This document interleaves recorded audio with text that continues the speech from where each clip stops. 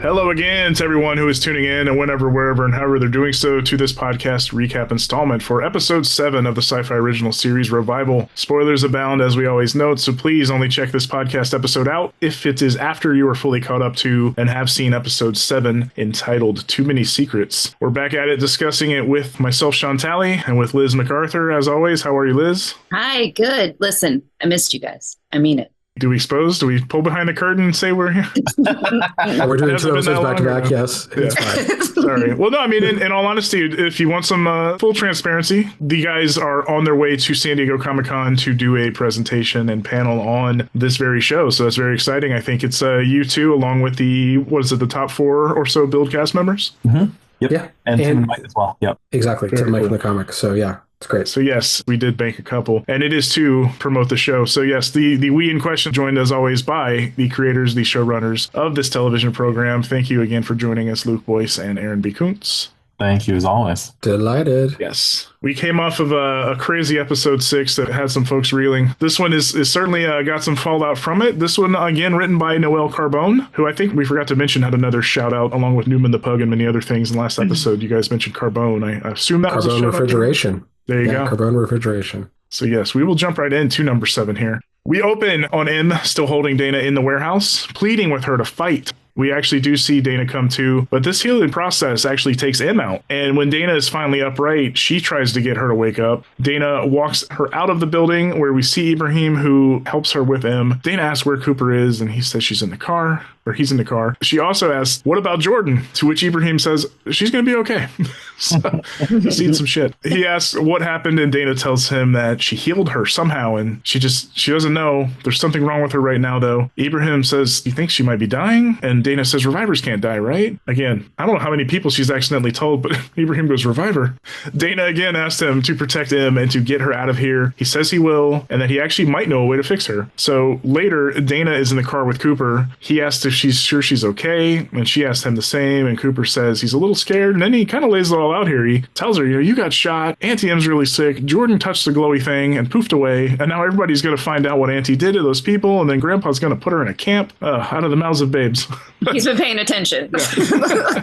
So Dana tells him that she's going to take care of everything. She also tells him that she's good, which he doesn't even understand, after all that she's been through as well. So she's actually going to drop him with Jeannie and go find M and make sure Gramps doesn't do anything dumb, and they will find Jordan as well. Cooper reiterates that she's gone, but he actually thinks that's a good thing. He tells her, Dr. Ibrahim saw it too. Don't you believe us? And, she says she doesn't understand it more than she doesn't believe it. But at this point, we do actually see Jeannie pull up behind them, and she does take Cooper from her to watch him while Dana runs off and hopefully solve some of this. So we are now on Blaine and Tyler in a church. Blaine tells him that in this holy place, we will close the gates of hell and build this church anew. But first, they will, quote, show the people the power that God has bestowed on us. This is a moment that's intercut with JP showing Wayne camera footage from the warehouse, which he makes sure to note that the governor has access to as well. And Wayne actually sees on this camera footage him stabbing and killing Andrew Check in the hallway. JP asks him, Wayne, is Martha a reviver? And Wayne just slams the laptop closed here. Back to Tyler, he's asking Blaine how they'll achieve this, and Blaine tells him, quote, by sending our avenging angel to send those demons back to hell one by one. And that's when we go to our opening credits. Yeah, the thing about an episode like 6, where everything gets nuts and crazy, is then you've got aftermath. It's like I tell my daughter, you can play with all the toys you want, but you're going to have to clean them up afterwards. So that's where we're at. We're cleaning up because there's a lot of information. A lot of people have now know this information or need to know this information. There's piss everywhere. Piss everywhere. Yes. Blood and piss all over the place. This was a tease too that we reworked multiple times and kind of played with just because of framing some stuff that happens in this episode. We ended up pulling the Blaine stuff into the tease, which actually was an idea from editor Kurt on this. Kurt and Mark both worked together on this. And I think it helps because we're making sure we're understanding the stakes, and especially once you see what Blaine's up to in this episode and where that goes. But yeah, like it was, one of the things we always talked about the whole time we were developing this, which is, okay, so it starts with don't tell dad. Like, when do we tell dad? And how does dad find out? And we had all these, there's things in the comic. We had a much bigger way that dad was going to find out, an explosive way, if you know the comic, and some things that we talked about. But I think in the end, once we realized what had to happen in 6, we're like, he's going to know. Like, there's just no way that we can hold this from him anymore. It just became inevitable. And so it didn't become like it's time to tell dad. It just became dad has found out. And there just were no more, it just felt implausible to have held it beyond this anymore. And even Ibrahim is kind of like, when he says he's like reviver. And it's almost like, wait, that makes sense, but also holy shit at the same time, right? Because there's so much stuff going on, but if you took the time to sit down and like isolate out, there's a lot of like, wait a second, I kind of feel like M's a reviver. There's plenty that smart people will be putting together that are there. So it became that secret no longer needs to be a secret. It needs to be, and again, writing, talk about conflict and all this, it needs to be a hindrance. So now let's alert the governor's seen it. What does that mean? What's going to happen? And obviously, right when we come back from this tease, we'll see what the ramifications are of the governor and everyone knowing it's not just Arlene. Here's another reviver. Yeah, the Chuck brothers aren't good, but look at what they're doing. Look at what they're capable of on the security footage. That ain't good. And it is very bad for Martha M. Cypress. In fact, there's early versions of 6 where we pretzeled ourselves into trying to find ways to hide Wayne from the action. We were like, well, the only way this can go forward is if Wayne just doesn't know what's going on, right? Because if you think about it, as soon as he finds out that his daughter was taken by these people who are cutting reviver parts, the knowledge of all this and the actual stuff that happens in this are huge. We have to raise those stakes. We have to escalate. And I remember Aaron and I talking like, what are we doing? We're just going to Wayne just has to know. We can't keep this charade going. And so that was sort of a turning point, even in the development, was just going, no, as much as these other ideas are great, just like the process of where that could go, this had to be the moment, because there's no other way for this moment to be big and for it not to have those reverberations. Those reverberations are going to happen. And now we just have to deal with it, and we have to find a way to deal with it. So yeah. Yeah, hard not to think so, just on the fallout of his decision so far becoming a rolling snowball. So yeah, he may have found out late, but a lot of people are going to be pissed at him for the decisions made regardless. So we actually, we come back on Wayne. He barges into Dana's house and yells, "Why didn't you tell me Martha died?" But he quickly notices a bloody shirt on a chair, and then Dana's actually over at the kitchen sink washing some blood from her face. And he's like, "Wait, you were stabbed? You were in the ICU and now you're standing here? Wait, don't tell me you're a reviver too." He says, just worst case scenario in Wayne's eyes, of course. But Dana tells him, no, M healed me, and it doesn't compute with Wayne. Dana says it doesn't make sense to her either, but, M seems special, and she pulled off some, quote, pretty biblical shit. Wayne says you need to sit down and tell me everything, but Dana points out that, you've done everything but turn the town against revivers to putting them in camps. He's still kind of focused on asking, how did Martha die? Dana says she's been trying to figure out who killed her, to which he yells, wait, she was murdered? Again, Wayne getting so much piecemeal information here. A voice actually yells out from the front yard, and they both walk out. And it is none other than no longer Sheriff, but now mortal enemy Mayor Dillish, who walks up and just punches Wayne in the face. As Aaron has teased us for ages now, there's punches in the past, there's punches in the future, there's punches in the present here. Dana asks, what the hell? Dillish, says, you got a call from the governor, and shit is completely out of control. And at this point, Diane actually steps out of the car and says, Ken, we need to leave now. And Wayne's like, wait, you're splitting town? He goes, yeah, I'm getting out of here. Dana decides, wait, Diane's a reviver? So again, just more pieces being put together. At this point, though, a handful of unmarked SUVs roll up and a handful of armed men, along with our first meeting of General Kale. She approaches, she tells them on the order of the governor, Wausau is now under martial law, and tells the men to take that reviver, and they grab Diane and walk her to a vehicle. Dillish tries to object and stop them, of course, but for his trouble takes a nice rifle butt to his stomach, and shit is escalating quickly here. Yeah, and it's the thing, we thought about this, like what would actually happen? And so General Kale is a big part of the comic, comes up much later in the comics. But when you think about, you've seen escalation within society in real life to this level. I mean, they literally are trying to call martial law in LA right now because of nothing. So like, that's what the government wants to do. And so they're trying to enact these things. And so it makes sense where it's like, look, I'm done with this. There's revivers. We clearly thought we had this under control. We don't. There's the Arlene situation. There's other things that clearly that would have even happened, behind the scenes, I'm sure. And they can heal. And Wayne's already created Riverside, so they can't control this. Let's bring in the military and let them do it. And to me, it feels completely logical for what they would do, for what we're understanding and considering in our world, and how people would react. And so to feel that escalation, it just felt like this makes sense to have Kale, come in here, played by Kanima Parkinson Jones. Wonderful. So much fun on set. She's such a blast. Like, it's so funny because she's so menacing. And then you talk to her and she's like just a joy, like just the sweetest person, which is a really fun juxtaposition. But yeah, like there's so many things happen so fast that what I hate in shows sometimes is when, well, how do they know that? Well, they had to have learned off screen. And so like we like to have like little lines where Ibrahim's like, reviver? And then Dana's like, wait, Diane's a reviver? And Wayne's like, are you a reviver too? And like, what happened? And all these things like that. You want to get them the information, but at least there's something fun. The best example of this was Kay and M in episode 5, where Kay's learning everything about Aaron. And like, you were there and then she was shot? And like, oh my God, your family, So we have a lot of those moments, and I think it's fun to see those on screen and realize, oh yeah, they don't know this stuff yet, which I think is fun. And David plays that really well. And, oh my God, you're a reviver too. And yeah, not Jehovah level, though, just to be clear. Yeah. But it still is biblical. There's a bit of a dismantling of Wayne's hubris here right at the beginning, right? Because we're like, right off the bat, I think you're surprised by his reaction to him. I think everyone is expecting for him to absolutely lose it,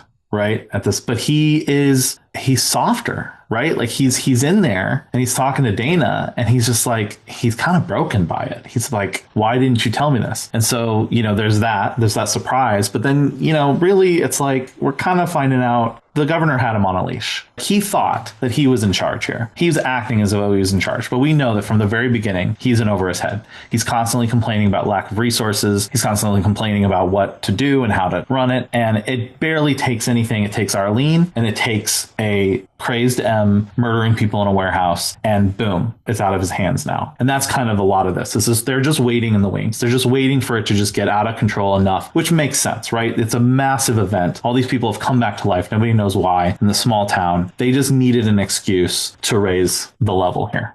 We get some overhead shots of Wausau as we're hearing news footage saying, quote, a citywide manhunt is on for the reviver who murdered 3 brothers in a warehouse. This brutal act has prompted the governor to call for military containment efforts, which will be led by General Kale. She adds, Kale and her men will be taking into custody every reviver in Wausau until the suspect is found. And while hearing the second half of this, we're actually in Ibrahim's place, who has it on the television. He is at his desk while M is in bed. She's covered up, but she's shivering like crazy. She's having flashes of getting all stabby and shooty and murdery on the checks the night before. The footage actually cuts to reporter May Tao, who adds that they are also looking for an elderly woman, Wanda Peterson, and a young child, Jordan Burchart. And that's when we hear a man who says, they cut to you hear an off-screen person saying, they came into my home, they took my grandmother. And May adds that this aggressive and controversial decision has family and friends of revivers in a panic, as no timeline for the release has been stated. So yeah, panic is sort of set in on the town. Obviously, martial law is going to cause chaos. But during this moment, Ibrahim does walk over to M, and he gives her a mouth swab of what he was working on. She rises up,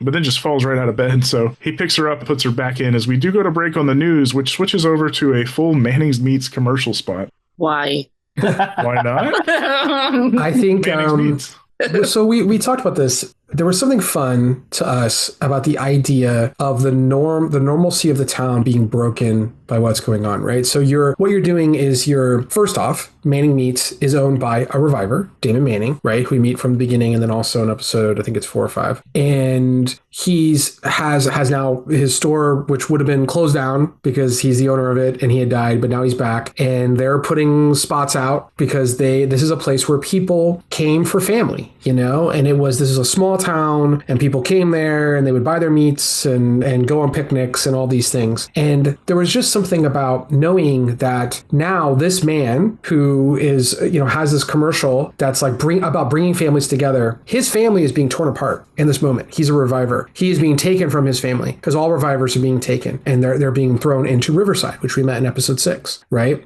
To this facility that Wayne has enacted. But without even getting into the level of realizing the reviverness of it, just the juxtaposition alone of hearing someone, I can't believe this is happening. Why would you do this to my family? Why are you tearing families apart? And it's awful, and the town is ripped apart. And then it cuts to a commercial, which happens all the time, right? Stephen Colbert always does this. He'll show these great cuts of it's here, then the commercial is something completely ridiculous. Yeah. But then, and now the commercial is about, hey, the town's open. It's great. Come down and, meats are neat. Whatever. whatever, and families come together. And there was just something I really thought was a little poignant and interesting about showing that and pushing in on that and just remembering how far this town has come. Like, to me, it's similar to Baby M and then M in the hallway and the Teas of Six, of like, there was this innocence that was there and has now become this killing machine. And now we are in this martial law in Wausau, Wisconsin. People are being torn apart from their homes. Everybody's in a panic, complete chaos. But here's where that normalcy was, which was come on down and buy some meat and have a picnic and have fun. And seeing how the town's been torn apart, I think it was just a way of illustrating that was the goal. I also just was amused that the entirety of the commercial got shown. It wasn't just like a little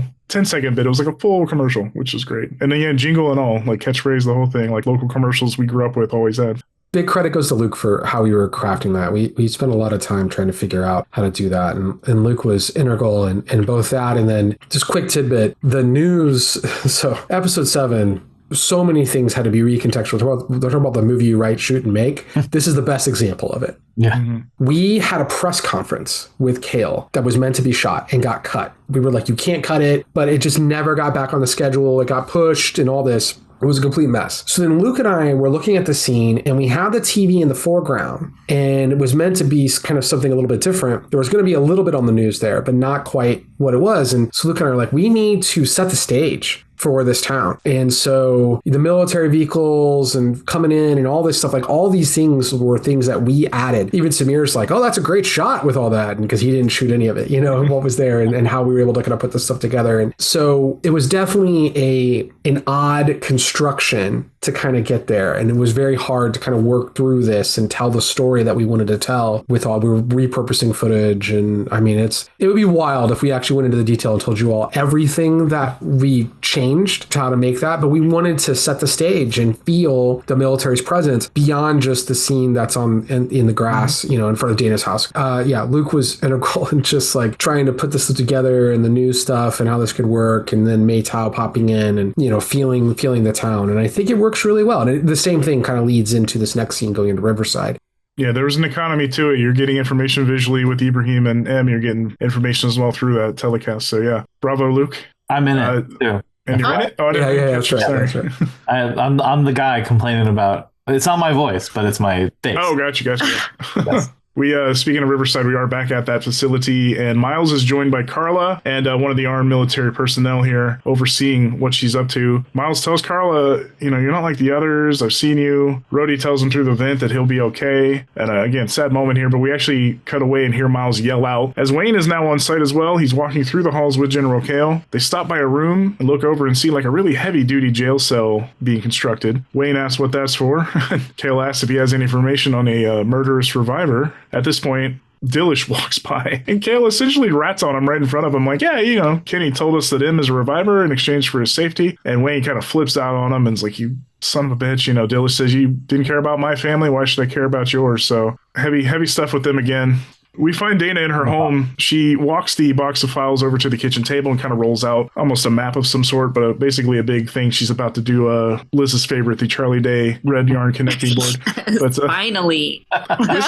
This whole bit does intercut with Blaine again. Again, Blaine's kind of used in a good economical way here too, being intercut throughout the episode. He's giving another one of his radio sermons in front of a wall with a newspaper cover that happens to have a header that reads, "Local pastor's boy becomes stigmata boy," I believe is how it was phrased. Dana is going through these files as Blaine continues on about demons and the damned and their days being numbered, and quote, "Through me, he will collect his flock. I am now the door which our Father has opened." So we end on that with Dana just appearing to have put something together through all the photos and files. So much changed, from what was there. And once we got into post and how we reworked this and made this montage work, it wasn't written this way, but we wanted to feel his presence and play this off. So it was a different thing. But you want to feel like, okay, a lot of craziness has happened with Dana, but she's back. And it's like, I need to figure out what the hell happened to my sister, right? Because as an audience, I'm feeling that. I'm like, okay. All this stuff's going on, but there's still a murder to solve. And that's something that Dana can get action going forward. And so we wanted to regroup the audience of like, while there is all this shit going on and it is crazy and martial law and all this, Dana is still, her goal is still in front of her. And so she needs to start unpacking what this all means, right? Like Brett shot me. Why? What the hell does that mean? What does Aaron have to do with all this? And so we've had so many things that have, Dana was right on the cusp. If you really think about, Dana has not been able to investigate for 2 episodes. So for the most part, right? She's asked some questions and things when she was in bed to her dad a little bit, and like, it couldn't have been McCrae, and why is this related? But like, is the shooting related to M or not? But like, we as an audience know M was there and it's tied to Aaron, so it feels like it is, but what does that mean? So we needed to see Dana as our audience into this and acting and moving stuff forward, while also feeling,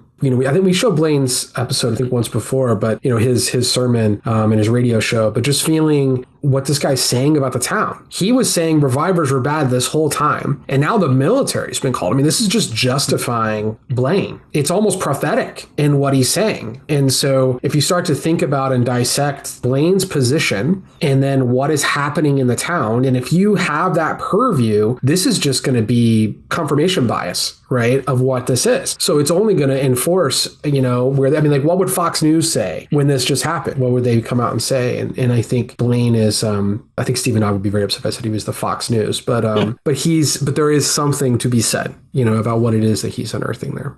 Right. Speaking of, Tyler walks in as Blaine is ending his program and asks him if it's time for their ascension. Tyler is ready, and Blaine agrees with him. So more on them shortly. We see Wayne now bound on the floor, and Kayla's saying to her soldiers, that her soldiers will find her. She offers the same deal as the mayor if he will just help bring her in safely. She pulls a gun on him and says there's another way. And Wayne, at this point, in his most vulnerable state we've seen him so far, just starts with do it. He kind of unburdens his soul here. He's saying his daughter, didn't tell him. He had no idea till the video came out. Neither of his girls trust him, and he has failed them. So he just reiterates, he says, go ahead, do it. She won't come. She'll be glad I'm gone. Honestly, David's great here. Kale just kind of looks at him almost with pity right here before we cut away. Bravo to DJE on that one.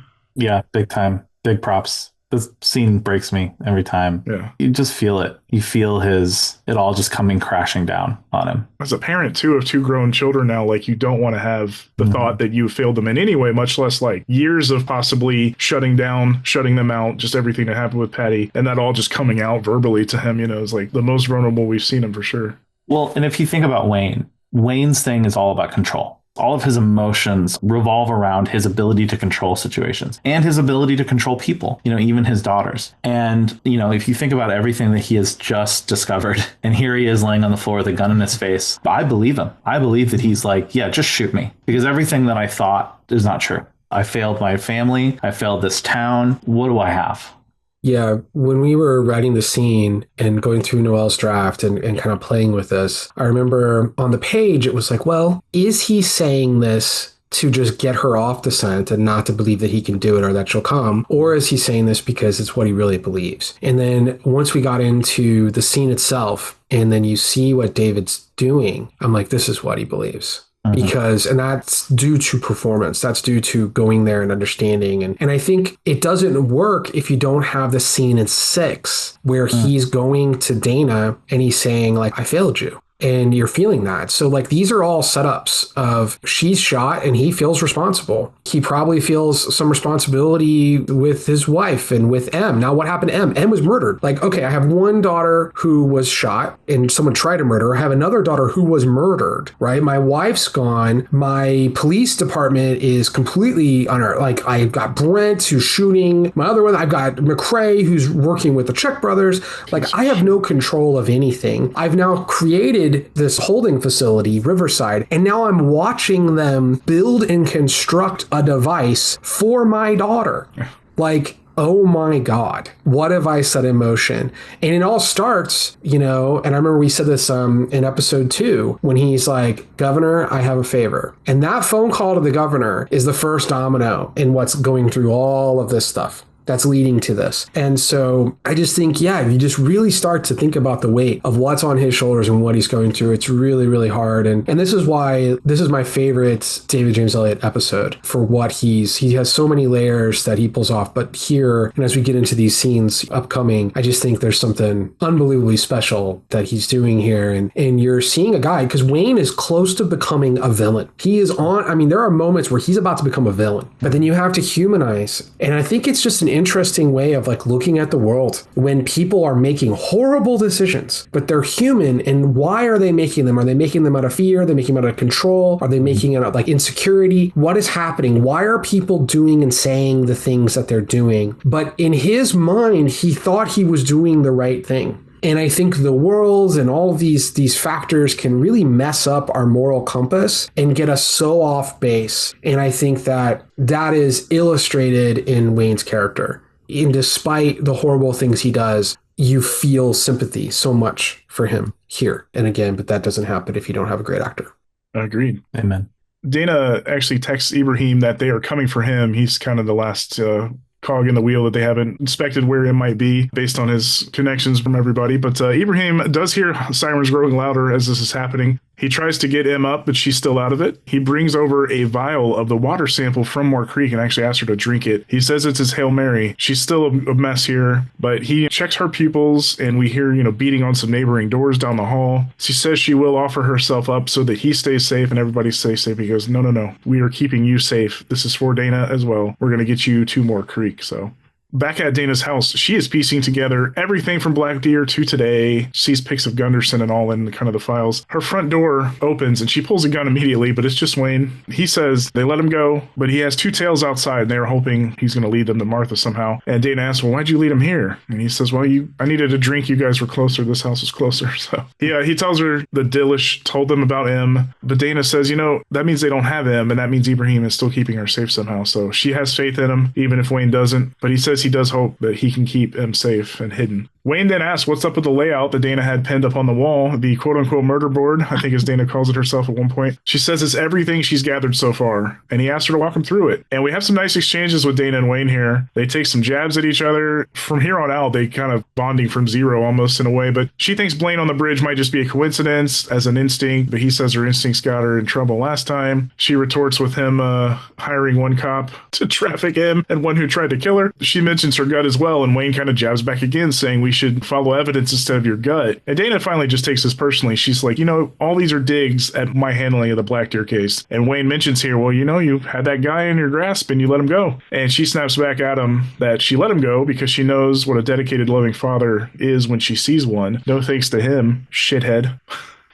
These are some of my favorite scenes in the whole show. Yeah. I think you've seen this bubble to this point, and to get them in a room, the truth is out, it's all laid there out bare on the table, and they're just going to have at it, right? Together. And you're sort of waiting for it. And then the way Melanie and David, they are just so good together. And that scene, I could just watch it forever. It's just so good, just watching them spar. And it breaks my heart. I feel that daughter and father, dysfunction, the things left unsaid that need to be said. And even then, they're going to back away. They get there, but then they're just going to back away again and put it back under the rug.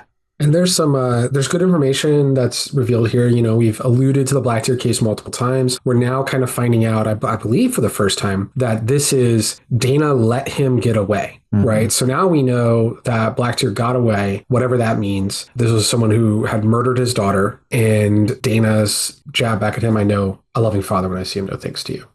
And this is obviously a sore subject for her. It's something that she's had to deal with for a long time. Like in our minds, the reason why she's the person he calls about the horse case at the very beginning and like stupid Lester bullshit that nobody cares about is because she had fumbled, quote unquote, fumbled the Black Deer case. Right. So this is the stuff she's now resorted to. This is the stuff she has to do now. And it's part of why she wants to get out of town. And we'll get more information about what this is, even in this episode and moving forward. But that case was a big part of her past and a big kind of black eye that, maybe she's wears it a little more with honor now. Maybe she started to learn to understand it from a couple years ago, because she's like, no, standing by a little bit about her instincts there. But the town sure as hell doesn't believe that she made the right call. Yeah, just feeling this idea now, too, that Dana and Wayne are going to have to solve Em's murder together. And that's it was a fun thing. Credit to Noel for the construct of how those could come together. And those scenes, I think it's like, yeah, agree with Luke completely. This scene and the next one are just wonderful. Absolutely. We'll get back to them in a moment. But yeah, not only is Wayne taking a roller coaster throughout this episode of emotions, but even his interactions with Dana are going from jabbing to something personal here in a moment. Things actually do get tense between them when Patty comes up. He says again, he did things, I swear, with my best interest at heart for you two girls. He doesn't like talking about the wife or a number of the other things. Talking won't bring back the dead is kind of the button he puts on that. And he actually suggests that they run down Gunderson's supposed whereabouts. He'll do that while Dana actually chases down his financials to see if he was the hitman on the night. But before we get back to them, we're now watching a tape on TV of Wanda tied up, standing against something. Blaine is heard off screen in that video telling her that their angel will judge you. We see Tyler watching this video with Blaine behind him, and Tyler actually seems a little affected that the subject is Wanda, just the kind of seemingly innocent old lady. We do hear, but do not see, what sounds like a killing in the video. Some crazy noises. Wanda is asking, to get away from me. A scream, some more screams, some eerie sounds, and then some in the flock in the video actually begin to start cheering and then chanting. So creepy stuff. A lot of it, off-screen stuff that we're just kind of imagining. But Tyler looks to Blaine and asks what the thing in the video was. And that, Blaine says, is how we are going to, quote, cleanse Wausau and restore my good name. And Tyler does not seem terribly comfortable any of it, despite, the recent initiation into this group. I wish, so if you're just listening to the podcast, you should go back and watch the YouTube link of this to watch Liz's face throughout Shawn's explanation. Because she's just like, okay, wait, what? WTF, WTF. Like, it's just like there. So Liz, clearly, there are questions. I was just, in my head, I was like, wait a minute. Is there 2 lobstermen? Yeah. I didn't know that it was coming out of my face because I didn't want to say it out loud. But now I'm nervous. Are there 2 lobstermen? Yes. That is what we are. Yes. Did everybody know that? Did everyone know that? Or did I? We haven't seen exactly what's going on with the Blaine side of things, other than there's similar glowingness. There's a good lobster and a bad lobster. That's kind of what it feels like, I would say, right now. Blaine, we saw something happen with Jordan, and now we're hearing something happen with Wanda Peterson, who was the one who was at Lester's Jazzercise class, who was captured. And so what we need to take away from here is that these are 2 different situations, and we don't know why. Mm-hmm. Why is something awful happening, presumably with a creature just like what was with Jordan, that is clearly bad, and she's screaming. And then I think the thing to clock is she's screaming, it's not mine. And Jordan was saying, it's for me. Mm-hmm. And I'll leave it at that. Now Liz looks like the meme of Charlie Day. Yeah. It's also the other reason to watch on YouTube is because behind you, Liz, there's you have these paintings of these 3 girls. Yeah. And there's one that is her hands on her and is very judgmental. No.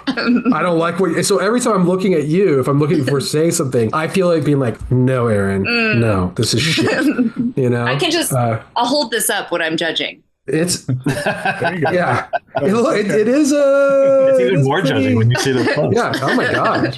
Yeah. It's a sassy girl. No. Well, I dropped it.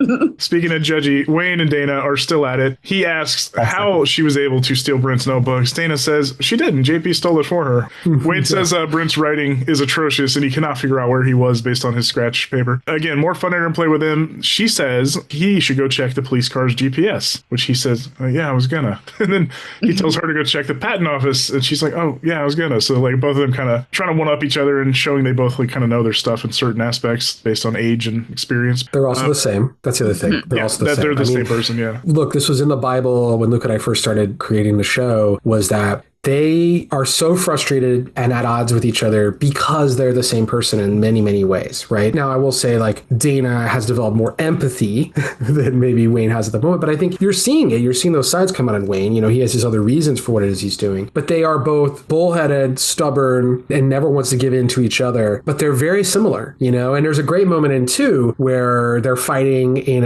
then they're like, not now, and they both yell, they turn their heads and yell, not now, at the same time. And the way that all the Cypresses are tied together, I think is a fun thing, where Dana and Em, when they're in the car in episode 1, and they're like, asshole, and they both turn and say asshole, talking about Derek, who had cheated on Dana. And you see these sides of them that are interconnected, and I think this was really fun just to see, correct the others, yeah, I knew that, and then the others, yeah, I knew that, and again, just them being the same person again and again is really fun. In this same moment, Wayne sees that Brent was actually at the crematorium while on duty on revival night, no less, and not in the woods. or he wasn't sure yet. Like he's just piecing stuff together here, but they say they need to pay a visit to Randy, but they will need a diversion to escape this home, which is still under watch by the two men outside. And they start to say, let's decide who goes. Wayne tells them, deferring to you, which leads to a fake screaming match here where they cuss each other out and threaten violence, which I very much appreciate what's about to happen here. So if I can run it through real quick, we'll talk about it. We see the armed men outside overhearing this fake fight. Dana actually hilariously gets upset at Wayne's choices of fake name calling in their fake fight. Like, oh, that was too far. But they escalate this actually to faking a domestic shooting. And gunshots do ring out, and that is what prompts the men to actually rush toward the house and enter. The first guy sees Dana on the floor and rolls her over, but he gets tased for the trouble. And the second guard coming in behind him gets decked from the side by Wayne. Wayne has his gun drawn at both of them on the ground, and Dana hops up and says, they make a good team, to everybody's point just now. I started crying. When Wayne jumped out of nowhere, I think I started crying. I was like, oh, they're working together. Oh, amazing. It was fun. Oh my God. Yeah. It's one of those scenes where every take was wonderful. Every take was hilarious. And they did something a little bit different. You're just like, how are we going to cut this together? Because this is great and this is great. And, and then you hope that the energy of the moment translates, and it 100% did. And it was so good. It's one of my favorite scenes. They're just so funny. Yeah. And you know what? And I think we might have said this before, but I think David is super hilarious too. And there's moments in this show where he gets to show it a little bit, whether it's an eyebrow raise or just like in this scene, I think he's so funny. And I love basically giving him the option, to showcase that side of him. It was fun. Like Noelle delivered this, and originally it was like a different plan, and we tried to kind of keep it contained and all this and everything, and it was fun. And like the only thing that I added was a little line where she's like, this is going to come out in therapy. He's like, well, I don't do therapy. She's like, I know, and this whole thing. And then Noelle's like, oh, that's perfect, as like a button to what's going on. And it was just still feeling their ire, and like he's still, even in the way they're doing it, like you were saying, Shawn, like she's frustrated, like, bitch, like you can't say that, like Jesus, but then he's also correcting her when he's like, no, don't aim, like don't mess with the tiles, or whatever, like, because we had this whole backstory of like he put the tiles down in that house for her. So now he's like frustrated, like, no, I spent time to lay that tile for you, like don't do that. And then they're upstairs and whatever, like, no, you're gonna shoot a hole through the top of the house, you aim down now again, and all this. And it was just a really fun back and forth, and to see them be themselves and try to work through some pretty awful things that they're saying to each other, in these moments. But sometimes that's what you have to do. You have to clear the air, and you have to say the unsaid to allow you an opportunity to try to move forward. Because now we need them to work together. And considering all that's there and what's going on, it couldn't play that nicely. We had to see them clash, but also see them come together. And I think it was just enough. It's not like they're kumbaya, but I think there is seeing Dana enjoying working with him when he's, trying, I think is a special moment, is a special feeling. And I'm glad that it emotionally resonated with you, Liz. Did not expect that to be the moment people would be crying in this episode or others, but I'll take it. You said it's not kumbaya, but I feel like for them, it kind of is their own version of kumbaya. I mean, they haven't had many moments in their lives, it seems like, together. So yeah, this is tapping into They were flowing. Yeah. As close as they can get. Relative, they've had in years. We see now Ibrahim and him now in the woods. He is guiding him with a flashlight, remarking on how he was never a Boy Scout, but look at him now. They stop, and he actually has her sit kind of on a log, a stump for a few. And he does mention that she was having vivid dreams while she was sleeping at his place there, and she tells him it felt like, quote, an electricity was running through her. It was me, but not me. Ibrahim says, biologically, revivers are the same, but their cells do act just a little different. And Im says, no, this is different. She used to be timid and fragile and not always like who she was, but now she has no idea who she is or the world around her. She says, you told me Jordan merged with that glowing creature and then vanished. And what if that happens to me? Andy, again, doing a great job here. Ibrahim saying, you're living an unprecedented life, and it's bound to do your head in from time to time. But despite Ibrahim's scientific brain, he saw a large thing he didn't understand either, that Jordan did not seem scared at all in the face of this large, haunting, alien-like thing. She went right toward it. She chose it. And Im says in response, one of a couple lines in this little bit here, maybe not all monsters are bad. And Ibrahim actually asked if, would you go back to the old you? And she kind of clarifies, you mean if you created a cure, would I take it? This version of me saved Jordan and Cooper and stopped my sister from dying. Who would turn their back on that? He says somebody that wanted to be normal. And again, Em with another pointed line here. Screw normal. So she gets up and they continue T-shirts. Through the woods. Yeah, you should put that on T-shirts. Not far behind them, though, is the masked burned man. Yeah, I love this scene. This is a really, really special scene. And again, if you think about, you go back to episode 5, where Ibrahim's like, I'm not lying for you, I'm lying for Dana. He's getting thrown more and more into the middle of all this. And at this moment, at the top of this episode, and he's like, I got an idea. Let me try. And so she is trusting him. And they even say it. Like, Wayne's even mad. He's like, how does he know? Like, all this. And like, she trusts him. And how far is he willing to go for this Cypress family? And he is now dead center in the middle of all this shit and what's going to happen. And I just think this scene is just really, really beautiful between both of them. And like, again, the moral compass that is Ibrahim and just his understanding, his empathy, his care is just so sweet. I think it's beautifully shot. I think the way it's lit, and Justin Black, our DP, who needs to get more shout outs, by the way, on this, who is just a savant.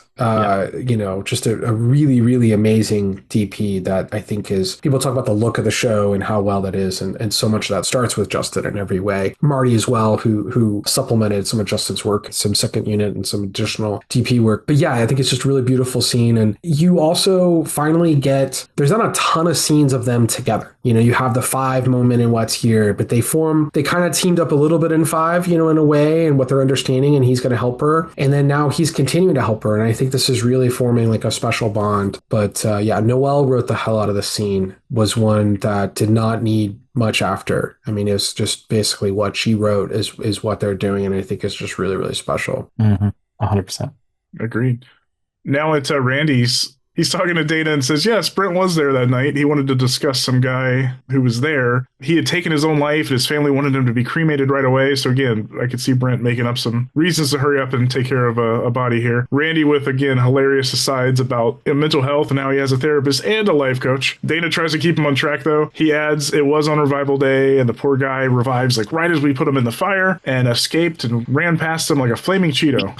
He says, ran by them. Dana asks, who's the other person? Brent? He goes, no, May Tao. What was the story she was working on? Dana's suddenly very suspicious of May for why was she there right then on that hour. I think I just want to flag what's happening right now. What we're realizing is that the opening scene of the show is not what we thought. We talked about this in the podcast. There's going to be scenes that you're going to think are like, oh, this is just a fun way to introduce the show, right? And like, oh, this guy comes out of the incinerator and now he's part of something. But now we're learning that Brent was there that night, that the body that's in the incinerator was brought there by Brent, it looks like. Right? Or he was there. And it's like, this doesn't make sense. Like, why was he there?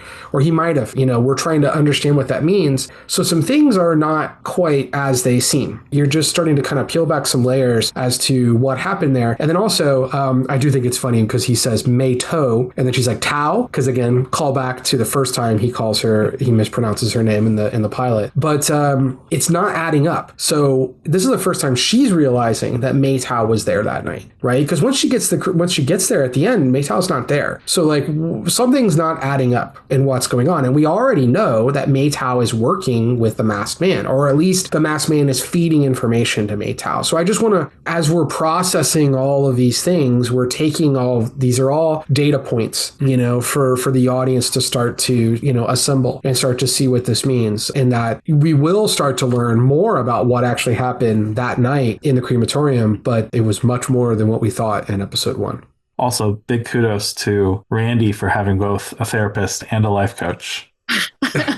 Yes. And then he says, Think Power, which is my girlfriend, Katie, is she's one of the good life coaches out there because it's a weird business, but she's amazing. And her business is called Think Power. So I was like, okay, that'll be fun. It'll play as an homage to Katie. But yeah, the idea that Randy's like, of all people, that like he's the one who's kind of figured that, like, that he's got both a therapist and a life coach, I just think is really funny. It is like a fun aside. And, credit to Graham Barrett for how he's able to play that. I think it's a really, really fun sequence. And then he's also, that's pretty dope, and just this kind of shit that he's doing. Another scene that goes on forever that we end up trimming way, way back. There were so many things that he did, but Graham's such a funny dude.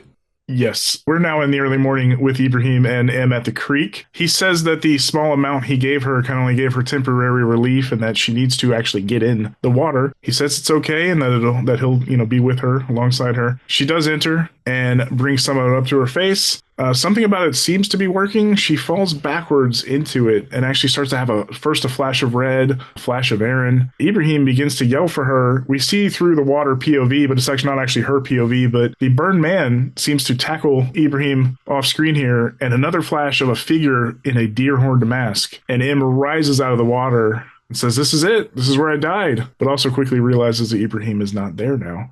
This is okay. So first, let's start with like Romy. Like this was freezing cold. She is really getting into the water to the point of like near hypothermia. We actually had to stop her because she was getting hypothermia because she wanted to keep going and do more takes. And we had to say, you can't do anymore because she was just so dedicated. And she has like, you know, a skim suit and everything underneath her clothes. But still, like, I mean, it was ridiculously cold. So she's just going to it. And there's, again, we talk about the ability of our actors to have a single damn tear. And Andy does it perfectly at the end of episode 6. And then here, as Em is in the water, and that was not written, she was just in the moment and Romy was feeling it. And then she lifts her head up and a tear falls. And it were just like chills. It's just so good because she's feeling something in this water. I mean, that's what you have to get across. There is something, this is connecting with her in some way. And then not only that, we're getting a huge piece of information about her murder, that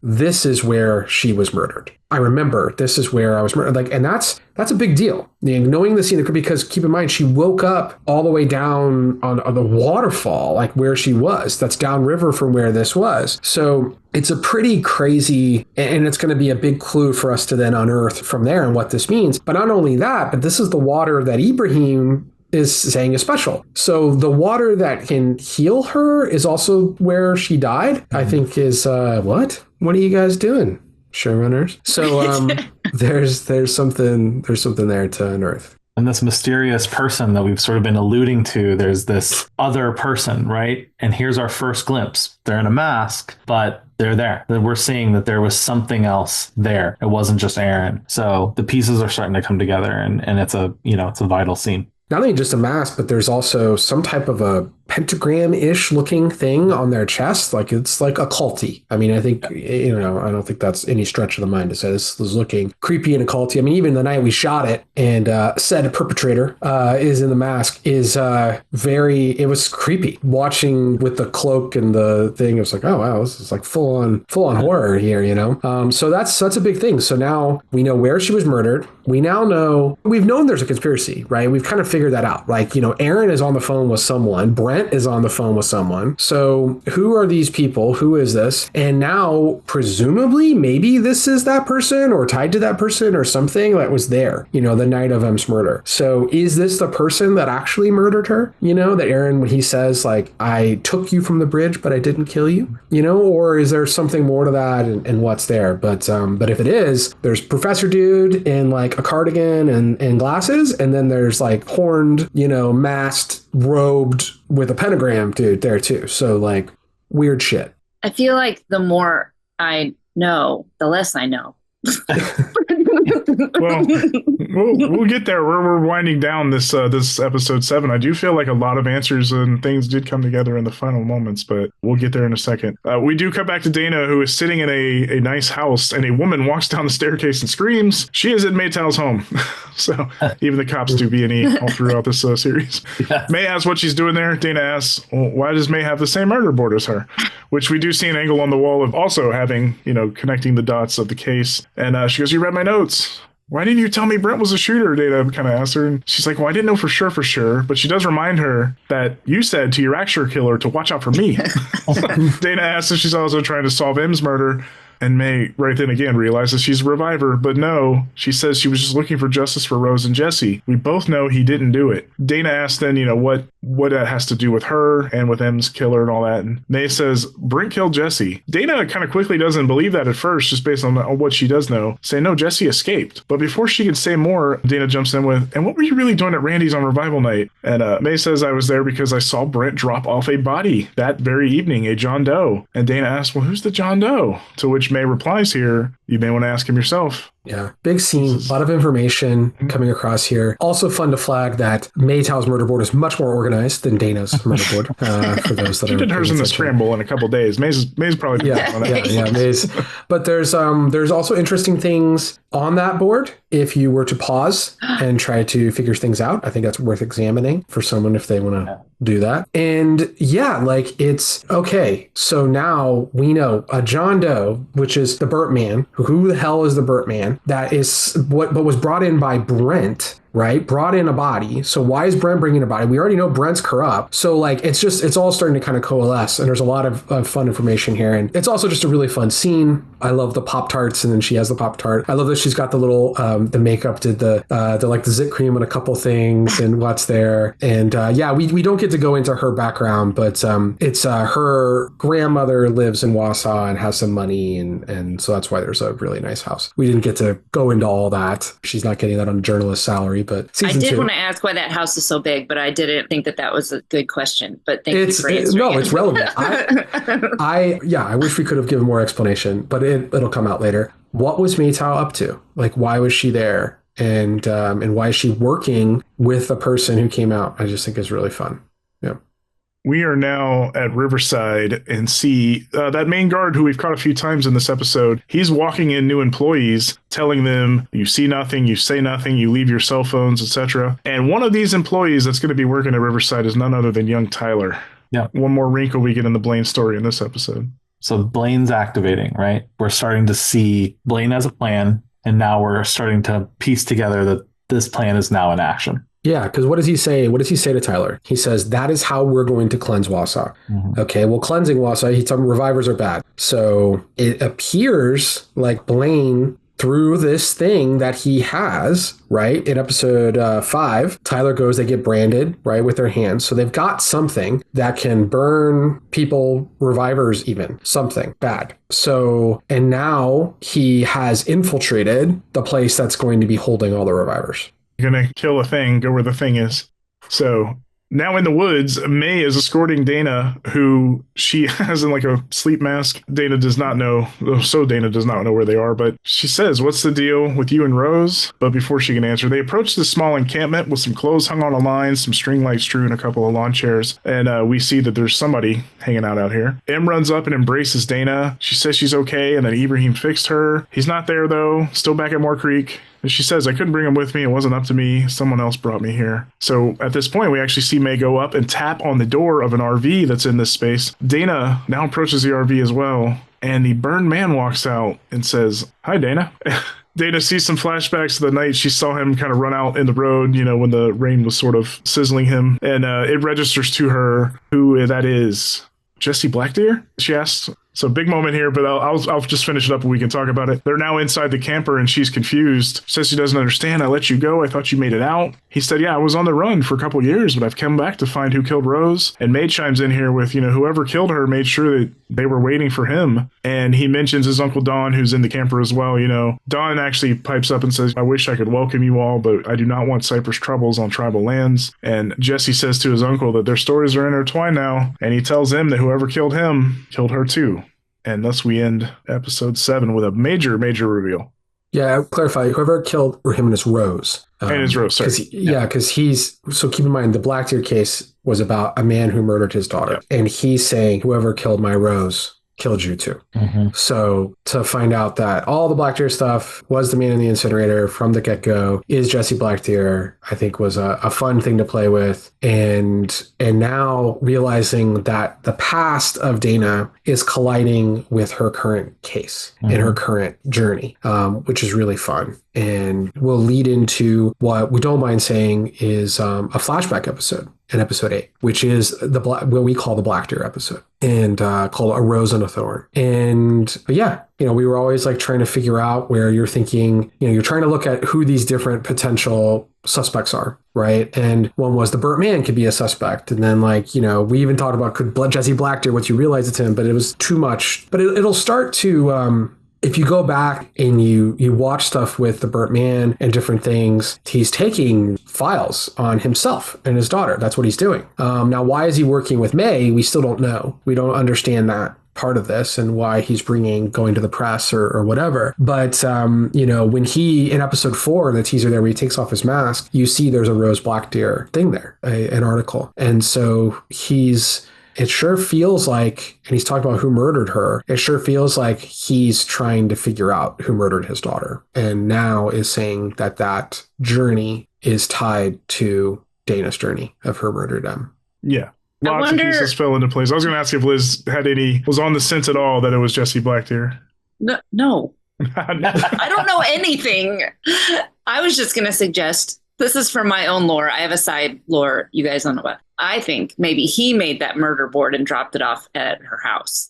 I think he's behind. I'm breaking it now. That's acceptable, Headcan. Okay. That's Jesse's murder board. Yeah. No, but I mean, without showing it like a cheesy TV show would do, but like all the little flashbacks of Burn Man in a row leading up to like her reveal, like, oh my God, that makes all sense. Hopefully a lot of the audience did that themselves. Like, oh my gosh, he was feeding May by design, not just like this was not part of Aaron's plan to like expose things, Cray or any of the other people. Like, no, they were working together. Yeah. So, you know, as a true investigative journalist, she's also trying to get to the bottom of it. So it was a fun thing to play with because, you know, Jesse is a big part of the comic and May is a big part of the comic, but those stories don't connect in the comics. So that was something that we developed. And the comic does a great thing of just having, okay, there's the Revival Day story, and then there's the M murder story, and then there's the you know, passengers in the woods, and then there's this mystery masked man who I think at one point ransacks Aaron's office in the comic and it gets burnt. You know, so there's it does so well. And we wanted to do something like that, but we wanted to kind of make those connections different and see how much we could actually pull Jesse's character into Dana's world and keep that closer. And then, you know, of course, it's fun to just sort of reveal the past, all these things that we're sort of talking about, and that, you know, that there's something there, there's pathos and all this other stuff. And now we're really kind of satisfying that. And I think that's a fun thing to play with. And I'm proud of kind of where this story goes. 8 is a very special episode to me, especially. So getting there, and, you know, it's one of my favorite parts of the season is kind of the Jesse Blackdeer track that we've done. To Aaron's point recently, he said on a previous episode about like, at some point you have to answer some questions, even if you're going to bring up 10 more, you still need to answer a few. And I thought the Jesse reveal connected so many dots and kept people, I would hope that would be satisfying enough for them to like, oh, okay, so that's why he was there and that's why he was not there. And so, yeah, good job on that. In fact, like, yes, there's more questions abound, but like, I thought this wrapped up a nice few, just the Birdman alone for sure.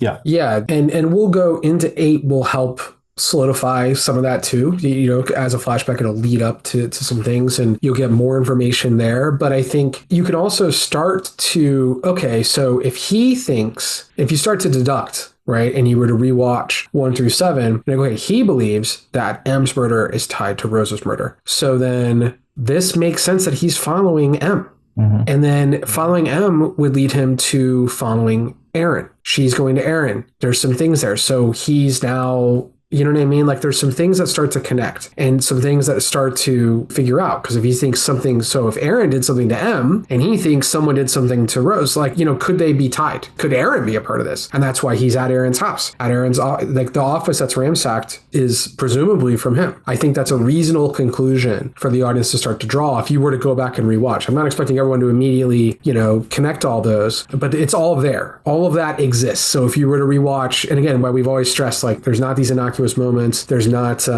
there's so many clues to so many things and so many layers that are going on. And I think a lot of other shows or different things could try to make, oh, the Blackdeer case is just character. Like this happened to her, and that could be good. Don't get me wrong. Like, 'cause this is a story that happened in the past, and that's just a character building thing. And some of that can be really great. But the economy in our storytelling that it forced us to have, we can't really do that. Everything has to have some tie. And then we want you to care about Rose Blackdeer and Jesse Blackdeer and care about the case. And the way to care about that is to tie it to M's case. And so to justify where we're going to go in episode 8, I think it's needed to realize, like, so now we're all trying to figure out who killed M. Well, now we've heard who killed M. So that means transitive property. If we can figure out who killed Rose, we're going to have our answers. So now we're going to go on a journey in episode 8 of who killed Rose. Would you be able to figure it out not seeing episode 8? I think you would need to, I think that if you were to go back and rewatch the episodes knowing the end of 7, I do think there are a lot of, and if you were trying, you're like, okay, what is Jesse? Why is he here? And you're like, okay, you like list your top 10 questions, and then you go through and you're like watching, thinking about those questions. I do think that those answers do exist within the first 7 episodes, but we're not hitting you over the head with it. You do need to go with a purpose of looking and like, okay, there's a Blacktail reference. What does that mean? And I will say, one of the ways that we do help you is in the recaps. In the recaps of the episode, sometimes I think they get too on the nose. And there's moments where they'll be like, Black Deer, and then they show him, and I'm like, so I hate recaps, but I always fought against them. But we are trying to tell you some things that are important that are there too, but that's cheating. With week to week, in my mind. It is, I don't want to say it's a necessary evil, but yeah, I used to not love them either, but they kind of would tell you like, this episode is going to be about this character. It's helpful to. It's helpful. Our story is dense. Dense, and there's a lot to pay attention. We're asking the audience to pay attention to a lot of things, and so I would say they are a necessary evil. But folks who've been just down the road, I mean, they'll have a lot of that stuff fresher in mind either way, so they won't need the recaps. Because I'm always surprised, like, so Sci-Fi includes them even on their on-demand versions and everything. It's not just like the live viewers who get it, and I believe Peacock shows them attached as well, right? Oh, they're edited into the episode. Yes. Yeah. Previously. Yeah, we do them. We edit those. Mm-hmm. And we decide what's there and what's not, and the music and everything, with our editors. So like it's part of the episode, and there are things that are helpful. I mean, what we've learned is we need to give some context to some people, but now, and yes, to what Luke was saying too, like there were a couple episodes that like Luke and I, we obviously wrote the pilot. We're obviously going to write the finale. But in between there, we ended up writing 2 as well. But the episodes that we wanted to write the most, like within the meat of the series beyond the bookends, were episode 6 and episode 8. They were 2 things on our board, our own, not murder board, but, board of show board, that were just big swings for us to try in very different ways. And I think the emotional ride of episode 8 is really, really powerful. It's another one people might cry, I will say. I will. Well, I promise. Liz did a happy cry this one, so I think we'll be in for good side cries too. Yeah. I'll mark down all my cries. Plenty of them. All right. To Aaron's point, you have homework. Write down your 10 questions now, then watch episode 8, and then mark off all the 10 that got answered, and we'll talk about the rest with the guys if you can solve it. And go back to 7 and pause on the murder board is what I'm going to do with the rest of my afternoon. Well, it might not. You'll have to see future episodes to also help. Okay. But it will. You'll realize there's stuff. Go screenshot it. Just save it. Put it. I will say the biggest head trip that I had was I worked very hard on what was in Dana's murder board and what was in May's murder board, and trying to constantly put yourself in a position of what does Dana know at this point and what does May know at this point, where those crossover was fun to say the least, I guess. It was a mind trip for sure. No, again, good job all around from everybody here once again, and Noelle for writing this episode alongside you guys with everything you assisted with, including dual murder boards. Yes. Amazing. Yeah, no, bravo again. And this episode, like you said, was a lot of fallout, a lot of catch your breath from episode 6, but a lot of interesting information, a lot of great moments again with Ibrahim and everybody. So, well, as always. We have multiple big bads now. That's the other thing now too, right? So now you have Blaine, who's obviously on a mission. He can hurt revivers. Something's happened with Wanda. And then you have General Kale, who's out looking, who earlier in the episode, they say is looking for Jordan, who probably not going to find, and then is looking also for Wanda Peterson, who now we hear presumably what has happened to Wanda Peterson at the hands of Blaine. So there's a couple big bads here as we get to our end. There's only 3 episodes left, and in episode 8 a lot of it is a flashback. So there's really 2.5 episodes left. Although the flashback in 8 is going to give you help you with a lot of information to get there. Yeah, it's a lot of fun, but it is coming to a close. We are ramping down now. And again, I just stress for those that are willing to kind of stick with it, I believe you will get your answers. I believe you will get your answers. And I know all I can say is that Katie of Think Power Life Coach, that may or may not help Randy, she was very worried going into the finale. It's like, oh, you have a lot. What are we going to get between watching like 9 and 10 and getting in there, and then came away very like, oh, thank you. You answered my questions. So, which was really great.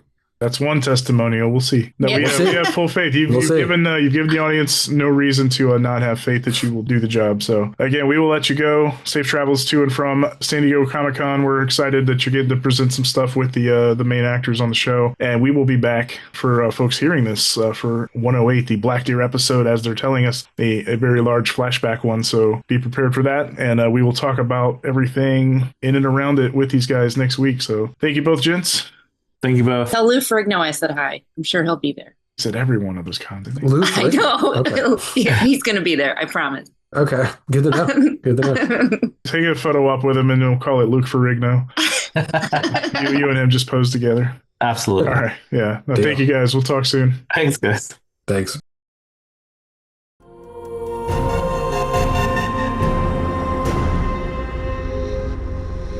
Thank you again to the gents for the discussion on episode 7. We're moving now to a chat with an actor who some may know as Harmon Rabb on the long-running series Jag, the program that launched 1,000 NCISs, as well as series including everything from The Untouchables to the Starz original program Heels, among many, many more. But if you're tuning in here, you may know him best as Sheriff Wayne Cypress, the patriarch of the Cypress family, the ever-beleaguered Midwestern dad of Revival. He is David James Elliott. David, thank you so much for joining us on the program here.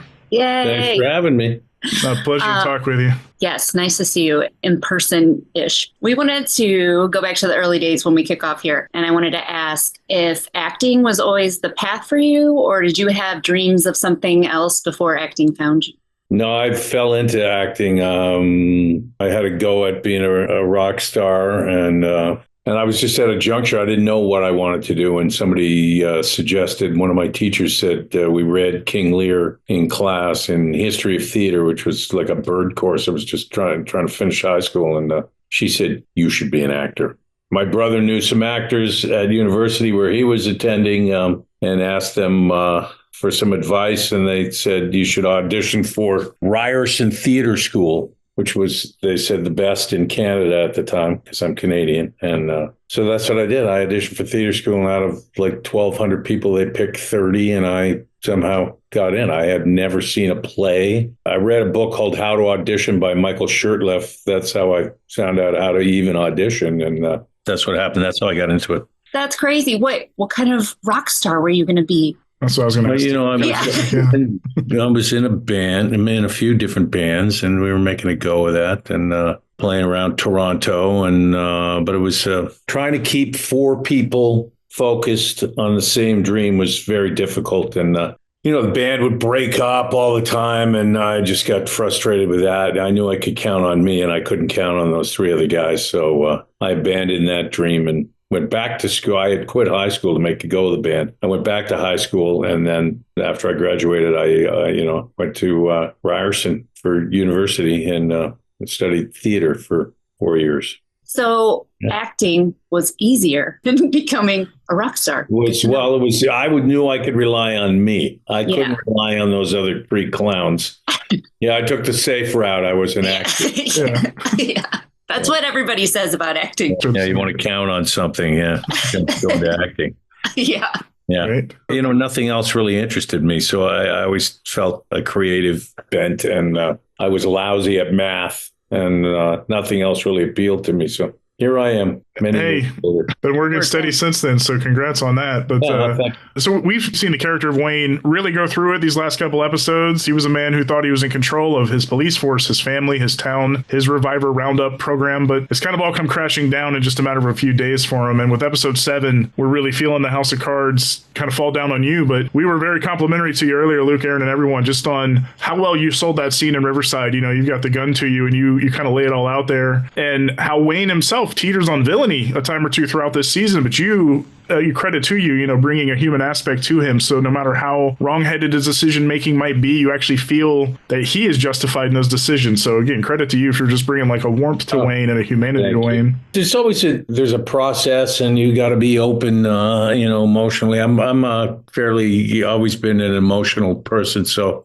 nothing is easy, but you hope it shows up on the day. I always listen, nobody's ever bad. They intend to be bad. Everyone's looking to feel better. Everyone's looking for evil people, don't set out to be evil, I think, necessarily, unless they're sick and So I always just look for the humanity. I mean, listen, I played Harmon Rabb Jr., which was a human being in a very rigid, structured environment. And I always looked to find the human aspect within that, right? I try not to fall into cliches and fight against it. And I just, look for the truth in every moment. And sometimes I have success and sometimes I don't, One of the reasons I rarely watch anything I do if I can avoid it, because all I see are mistakes, things I wish I'd done. Oh, gosh, let me get that one. The other thing, just whatever it is. So it's painful, I find, watching. I just... I let my wife or my kids watch and they let me know how I did. And I'll just believe them. I relate to that so much. You also like to show some of your comedy chops in this show, namely in this episode, where you and Dana have that fake fight and team up. And I love it. And I cried for some reason. Oh, really? I did. Is comedy I was afraid of that scene. I went, oh, God, I hope this isn't too cheeseball. I was terrified that it was going to be. In fact, I think I looked over when it was first written. I went in and I worked with them on it, and they made some changes based on conversations we had. And I just didn't want it to look forced or cliche, or it needs to be based in reality for me. If it's just there without being earned, then I can't, it's too horrible to be a part of that. I can't do it. Well, so I'm glad to hear that it worked out, but I was terrified of that scene. I'm like, oh my God, how am I going to? Well, and maybe you'll never know if you don't watch it, but just trust me. I'll take your word for it. All right. It was really good. All good. Is comedy something you wish you could do more of, or do you feel more? I've done, I would love to do a comedy. I've been on some comedies. I was on Seinfeld for an episode. I did a pilot for a sitcom that was very funny, but sadly it didn't get picked up. But apparently it wasn't my fault. I've guest starred on a bunch of sitcoms and would love to do one. That's the greatest job in show business. You shoot a couple episodes, you get 2 weeks off, you come in. When you do work, you work an hour. We're going to rehearse. We'll start around noon. You'll be done by 3. And then you put on a play at the end of the week, and then with an audience. And then you go home and you make all the money in the world and you barely work. It's a great gig.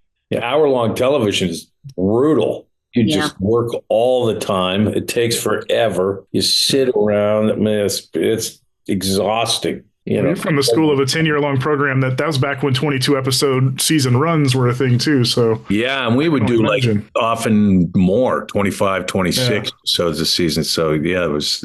We were working like on JAG. We certainly for the first 5-6 seasons, we were working on average 18, 19-hour days. They just couldn't seem to find a way to shoot that show. It was a big show. And so I remember lining up for third meal Saturday morning at 11 o'clock. And, my eyeballs were hanging out of my head. We were going into hour 27. That feels illegal. Fourth meal, yeah. It's just exhausting. And I remember Don, the executive producer, Don Belisario, called me into his office and said, "Hey, been talking to the director of photography. He said, you're looking a little ragged, man. Are you burning the candle at both ends?" I went, are you kidding me? I'm working 19, 20 hours a day, Don. If I look like crap, that's your fault. Who makes the schedule, Don? Don't worry about it. I mean, burning candles is a DP's job, but running me ragged.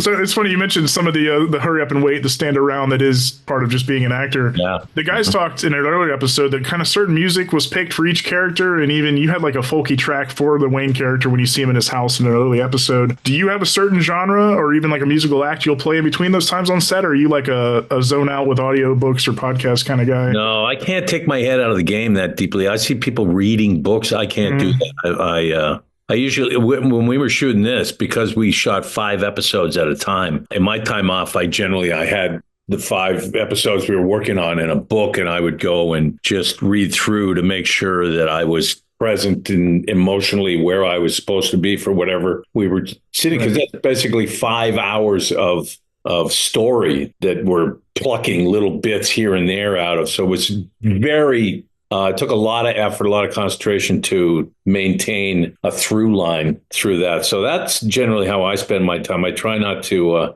try to stay away from the craft service table if at all possible, and avoid board eating, because that's a dangerous area and not one that I'm always successful at avoiding. But that's generally what I do. I can't do anything. I might play a video game. That's as far away as I get. I got to keep my head in it. Yeah, good for you. And God bless the people that can compartmentalize that way. Yeah, I guess. Maybe they're secretly got their sides in those books. We don't know. Yeah, you don't know. Maybe, yeah.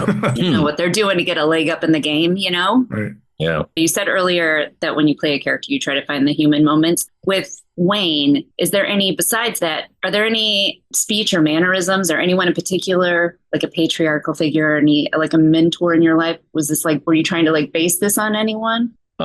I guess probably portions of the character of Wayne I would, base on, well, there's one guy who comes to mind who you wouldn't know, but I used a little bit of him in Wayne, but often other characters I've used this guy a lot. He was a Hell's Angel. He's a dear friend of mine. He's no longer with the club, but he's a big, gruff guy, and he's a good character to steal bits and pieces from. I have a few friends that are very large characters that I use from time to time. Did you tell them? Did they know? I didn't tell them. No. Well, Tim Seeley, who actually created the Revival comic, he had kind of said more or less he based the character on his own Midwestern dad. I don't know if you know that about that, Liz, but I heard him say that at Comic-Con this past weekend. He said when he first saw you on set that he remarked that you looked more like his dad than his dad. So like really? With the beard, with the facial hair. So yeah, I guess you nailed whatever kind of Midwest dad they were going for. I guess the facial hair really helped. You certainly filled out. I mean, the minute the show was over, I shaved that thing off, man. I'm not it's maintenance. Trust me. I look like Private Pile without it. No, you look good with it. Yeah, you look good with it. I don't know. It just bothered me. I'd look at my face and went, who is that guy? God dang. It's Wayne. Yeah, it's Wayne. Yeah, I didn't want to be Wayne when the show was over. We'll go back to being David. So we recorded with Aaron and Luke before they went off to San Diego that we just mentioned. How was your Comic-Con experience? Was it your first time, or have you? Yeah, it was the first time. Yeah, it was fun. It was exhausting because I had to drive from the desert. I didn't stay there, so it was like a 3-hour drive to get there, and I had to be there. They wanted me there at 8:45 in the morning, so I had to get up at like 3:45, drive there. Then we worked all day. I mean, we went from one interview to the next, and we signed 1,000 posters, and people were lined up. And then we went back and did more interviews. And then I had to drive home at the end of the day, and then I'd turn around and do it again the next day. Oh, my God. I mean, it wiped me out. It took me a couple of days to recover. It was exhausting. It was fun, and hopefully successful, but it was exhausting. I imagine rewarding just because you're seeing fans, you know that your work is resonating. Yeah, and we're reaching out. We're doing all these interviews. I don't know how many of them made the grade, or had airtime or whatever. But, we're trying to bring them in one at a time. I think, what did I see that it's streaming in the top 20 right now? I saw that. Yeah. Just watching some other sites have done some analytics, and it's doing very, very well. Yeah. You can't always trust those top 10s on the streamers. Those are not based on any real data, not to expose the curtain of the streamers, but yeah, Revival is definitely doing very well. And again, I'm glad they gave you a little bit of red carpet treatment at the convention, of course. You said you don't know how much of it, you were doing Entertainment Weekly and all this and that, but I will say you were asked about a Jag reboot and or are you reuniting, reprising, rebooting. That got some press for sure, picked up by a decent amount of outlets. So I know you came back to play the character for an arc on one of the NCIS programs before, but is there talk of more? Is there talk? Have you pitched Rab as like kind of a figurehead for one of the new spinoffs? I think he'd be a good, he's now a general, not just a judge advocate. Well, that's what I talked. The producer on NCIS LA was a friend of mine. He had been a writer on JAG in the first 2 seasons, Scott Gemmell, and then went to ER, ran ER for a while, then, among a bunch of other shows. And then he has the Pit right now. But he was running NCIS LA, and I had gone in to pitch an idea with Rab, running Miramar at the time. And, it was an interesting idea, I thought. And he said, that's great. However, Don may still own that, probably still owns that. I don't know he said, I don't know legally if CBS owns JAG or if Don Belisario owns it, whether we need permission, but we can take the character and let's do an arc on my show and then we'll talk to CBS about it. So, but somebody new at CBS had come in and they weren't really interested in rebooting anything. This was some years back. I don't know of anything other than obviously there's interest. People, yeah, you're asked about it. Not enticing. So hey, sure. Sounds like you're open to reprising the character if the time is right, the show's right. Yeah, sure. Let's hope Revival goes longer too. Oh yeah, we can do both. That would be good. Yeah, get some of them 20-hour days back. Yeah, really nice. Yeah, I love that. You love it. Yeah, I love that. He really wants another 20-hour day and a beard. What are you doing to this man? Yeah. Yes. Fake beard next year. Oh, we're manifesting your hell, I think. Yeah, thank you. Yes, you are. Yes, you are. We've asked, I think, everybody this. Almost everybody. Do you have any hobbies or interests outside of acting that might surprise people? I play golf every day. I live in a golf community. I have 2 golf courses, play golf every day. I play guitars. I write screenplays. And what else do I do? I work out 6 days a week, probably. I'm on the Peloton and then I go to the gym and that's it. I try to stay in shape, eat healthy. Find a little time. I watch a little TV at the end of the day, but not a lot. Does not seem like you would have time to watch TV. Yeah.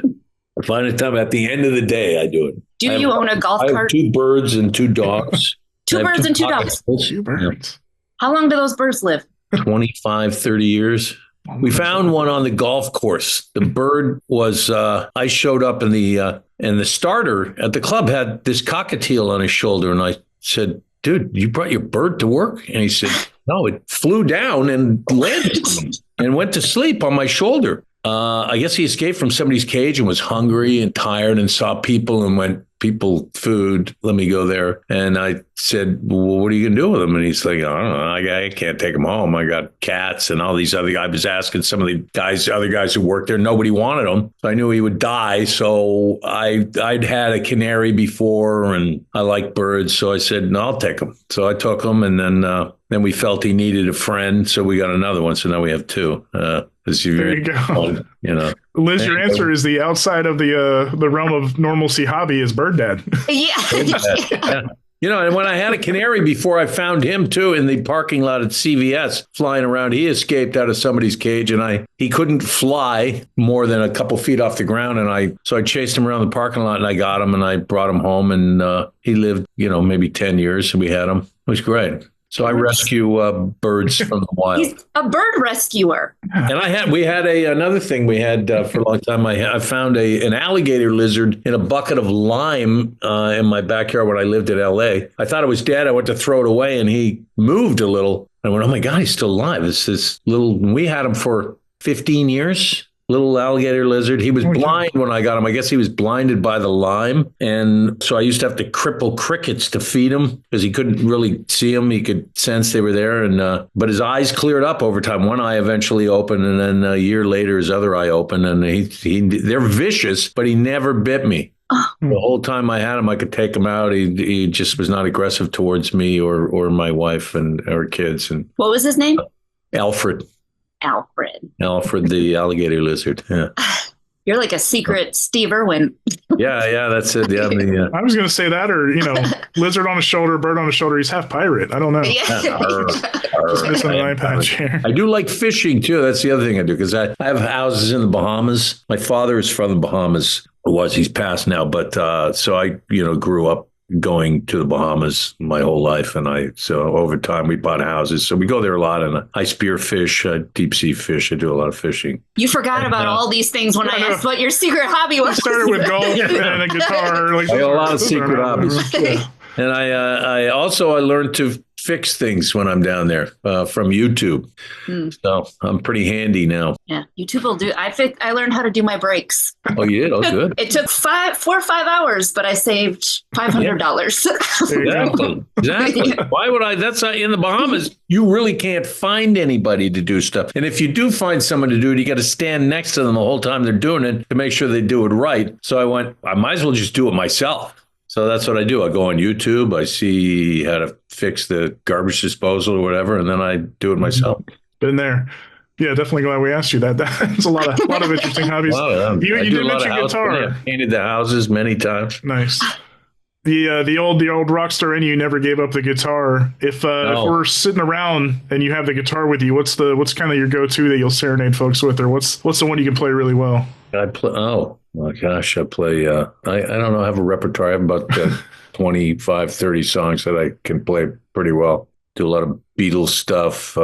Little Feat, some old rock and roll. I do 50 Ways to Leave Your Lover. I can do that. That's pretty jazzy. There's a lot of jazz chords in that. I did, right after JAG, I took, you can do Berklee School of Music for the guitar online. It's like a 10-week course. It's pretty intense. And you have these assignments, and every week you have to record yourself and send them in. So I did that. I did chords, I did scales, and then I did blues. So I did 3 10-week courses on that. I got pretty proficient with guitar. It was great. Good fun. But a lot of work. You had to put in serious 4 or 5 hours a day, every day, working on this stuff. So worth it, though, if you seemed like you still had a love for it after all the... Yeah, I did. When we were on JAG, I had them. There was a guy who was a great guitar player, and he was struggling trying to make it in the music business, and he needed a job to help support himself. And I got him a gig standing in. I think he was Patrick Laberto's stand-in. I got him the job, and I just said, we play guitar whenever there's a break. So we'd go to my trailer, and he taught me all kinds of stuff. So that was handy. That's awesome. That's another thing that I often do is I'll bring a guitar to the set. And if I have a scene off, it's something that I can do that. So I'm not wasting my time standing around gossiping, or sets are, it's like you're a carny, right? I mean, there's a lot, you can fall into a lot of bad habits. So I try to find something constructive in my downtime. If I have to stay on the set, you can't really play. But if I have real time off, like a whole scene or 2 scenes, I'll go to the trailer and play guitar. Don't blame me. It seems like a constructive way to pass the time compared to some of the other. Better at guitar, man. I like the idea of the carny life. It is. You're right. It's easy to fall into a lot of bad habits. With that much hurry up and wait time. But speaking of hurry up and wait, we will not keep you much longer here. We do want to say thank you for joining us. We've loved this arc of the Wayne character, which is not even done yet, but just seeing the vulnerability, the emotion and stuff kind of drawn out of him in this episode. That's great. Yeah, it was fun to play. And great. What a great cast, man. Oh, yeah. Yeah, it doesn't hurt when you're bouncing off of good folks. Enjoyed my time working with those people. And that's not, and it's certainly not always the case. More often than not, it's not the case. There's always a couple bad eggs, but on this one, everybody was great. And I my 2 daughters were terrific, and Andy and Stephen Ogg, and we just had a good time working together. No, certainly. We're excited to see what comes of Wayne Cypress, and you as well. We are looking forward to seeing you in more stuff. Thanks. Some comedies, some JAG reboots. We'll see. I hope so. Yeah, thank you so much for the time here with us, Thanks, David, Pat. and take care. Thank you. Bye. Thank you. All right. Bye.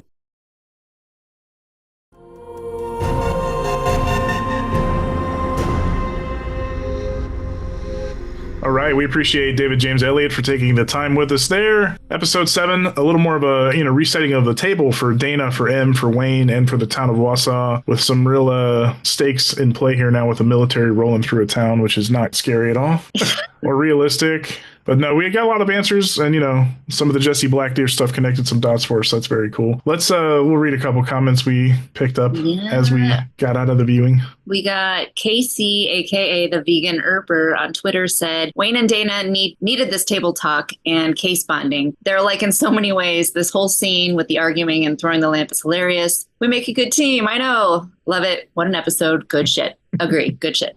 It was. That fake fight's one of the highlights, I think, of the season so far, especially when they were going too far with each other. Wait, what? Yeah. Oh my God. It's just Jade via the TV Time thread said, "What an amazing episode. So much has happened that gave us answers and more questions. Haha. The real conversations in this episode and the show in general are one of the things that make this show so great. Quite rare to see nowadays, especially in movies and shows with action and stuff. I'm glad they're given the right amount of space in each episode. And what a full circle moment for M to be healed in the place where she was killed. Good job, Ibrahim. I'm so glad both her and Dana are now okay and are reunited. And also the burn guy being good was not on my bingo card." That's what I love about the show. It keeps surprising me. Can't wait for next episode. Eros via the TV Time thread. "You're responsible for all this mess with the military, Wayne. Also, the burned man, didn't expect him to be nice. He seriously freaked me out at first. Same." Well, that's what happens when you judge people on appearances, Eros. No, I'm kidding. Yeah, not me at all. There was a lot of misdirects. I didn't do that too. Caden J on X said, "The hell is in Blaine's shed? Is that thing like the evil version of the glowy thing? Is it a creature just like it, but they have it caged and angry? Either way, hope it kills all those cult assholes." Agreed. Liz is over Blaine. He's no longer fun crazy. Yeah. Really thought I was going to like him. I mean, he's definitely compelling as an actor, obviously on screen, but yeah. It's funny, I did see a complaint too in one of the threads where it was like, every American show has some kind of religious cult subplot, and everybody was like underneath going, "Yeah, have you been to America?" It doesn't take much for them to... Can you imagine if this happened in real life and people came back from the dead? Again, that's what I've mentioned The Leftovers a few times. Like, part of what made that show resonate for people is how there was insane sects of people, sects.